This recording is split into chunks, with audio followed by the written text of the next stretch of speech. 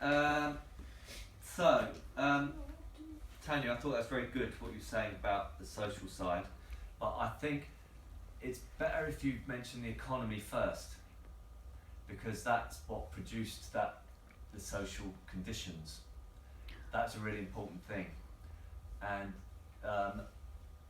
was it you, Charlie, that spoke about the economy? Yes. So mention the fact there's really high unemployment. And so you've got to link that information about the economy to what happened, I think, because the kids who were unemployed and the economy being so down and there was no money, they obviously felt like they had no future.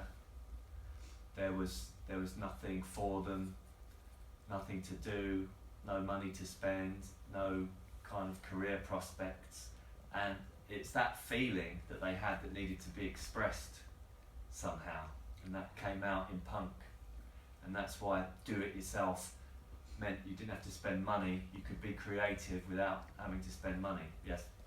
Should I do because I'm doing history, and near the end of my bit, it kind of talks about the economy at the time in the UK and unemployment, so should I do it before Purpose? Yeah, we can trail it, because we were going to do Yeah. the bit that Dylan spoke about, and then do history, and then do economical, and then do social. Oh yeah, that's fine. Because then it all links together then. Yeah. And then we can go Yeah. from social to political, would that match, or would we go to fashion next? Social and I think fashion's quite good at the end. Yeah, it's a get nice one to people- finish yeah, off on. thinking. But, Yeah, it's just literally like breakdancing. Okay. and it's great that he's talking about, politics and the women being involved, all that kind of thing. But what I know it's quite difficult because punk bands are so very different. But what I didn't get enough of was the characteristics of the music. So that needs to be done.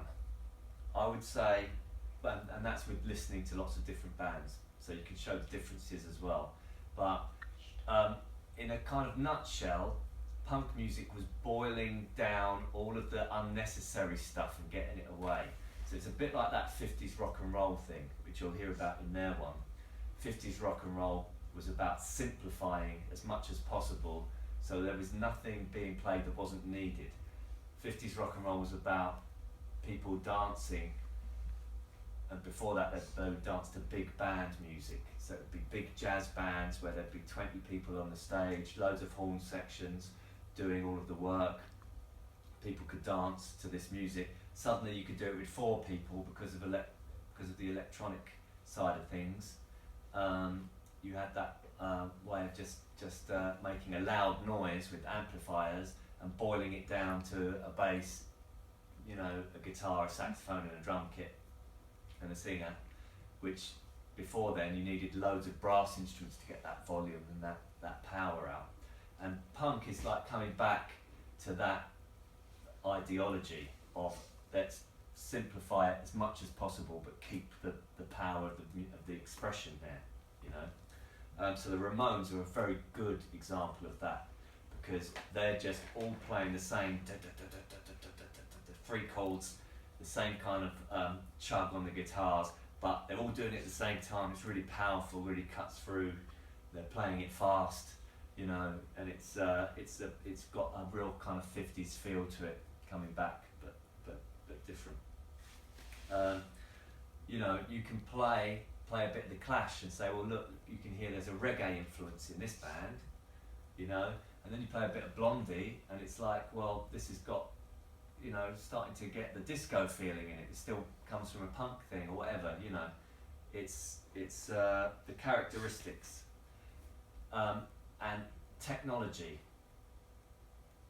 because you might think, well, punk didn't use very much technology. It wasn't like an electronic form or whatever, but the cassette was a new thing in the era of punk, and that's how they shared the music, because they weren't selling it like you would sell records normally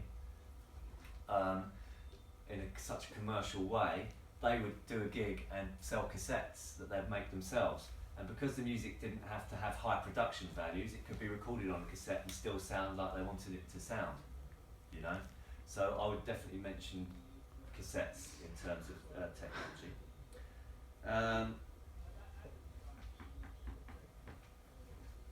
I think it was good what you were saying, Dylan, about the Sex Pistols, but the guitarist and the drummer were pretty good. They weren't like terrible musicians. Hang on. So sorry, guys.